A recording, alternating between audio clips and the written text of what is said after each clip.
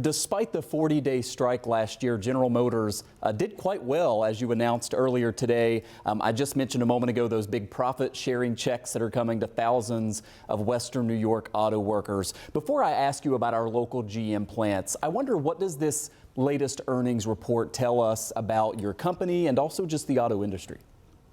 I think, first of all, it tells us that the negotiations is not the marker of what 2023 represented.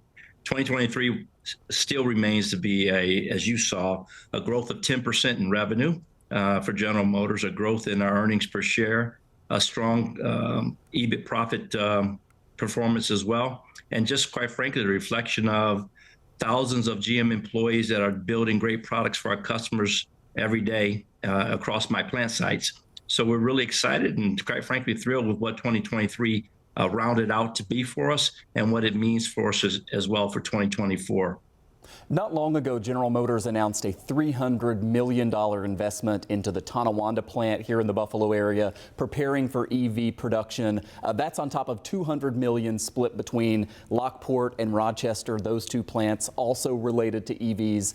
As we're transitioning from the combustion engine to electric, many people have worried about the future for local auto workers. But with this new contract and with these hundreds of millions of dollars in investments, should we put that fear to rest here locally? I've said many times over, as we've been making the EV transition here, and inclusive of the investments of $500 million in Western New York that you just mentioned, we have a plan for every employee to come on this EV journey with us. We need the skills of our employees. They have collectively thousands of years of experience in any given one of our facilities on what it takes to produce quality products. No different, of course, in Lockport, Rochester, and Tonawanda as well. I think one thing's for sure, the market is moving towards EVs. Last year, it was 7% market share. This year, we anticipated growing to 10%. And whether you believe that growth is slowing or staying pace, it is growing.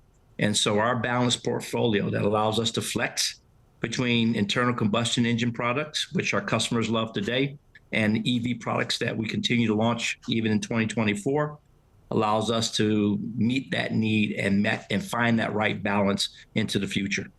I want to ask you more about EVs in a moment, but last night we interviewed a local GM worker, Derek Adams, who said the following about the pay increases and the other provisions in that new contract.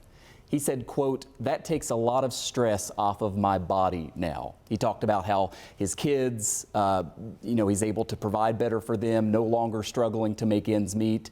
Workers fought hard for that contract. What would you say to those union employees like Derek Adams now that the strike is fully behind us? What we said when we started, we want to recognize our employees for their contributions to the success of General Motors.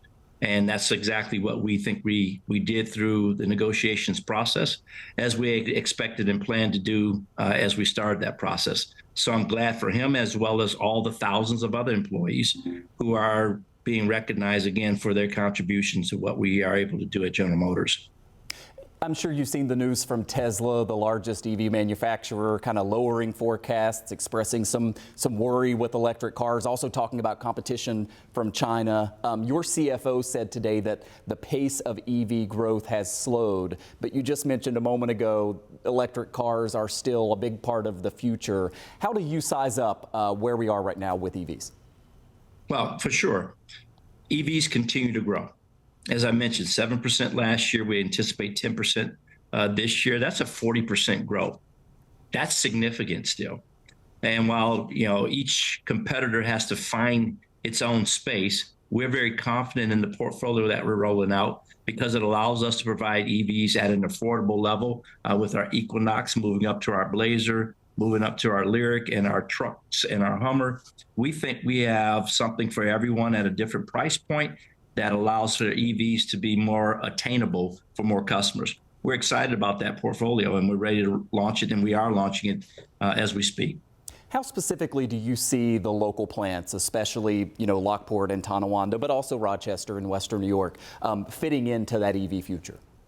Well, as you mentioned, the $500 million of investment in those sites is towards an EV, their participation in the EV transition, whether we're talking the cooling line production at Rochester, or we're talking drive units or electric motors at Lockport, that's part of the EV future. And those three plants are already stepping, putting their foot into the water, so to speak, as we continue to grow. Finally, sir, what needs to happen with the state and federal governments, and also just kind of us as a people as we continue to transition to electric, for that to be a successful business model for GM and for the auto industry writ large? Well, I think all of us have to become much more aware of what EVs bring and what it feels like to be a customer. Those who have experienced it, 87% of them say they will never go back to an ICE product. So it's a valid alternative. Now, just like any new product, it has to grow. And as more people see them, as we put more product in the market and more people experience them, more people will be able to make an intelligent decision as to whether or not an EV fits their lifestyle better, or if an ICE vehicle continues to meet their lifestyle.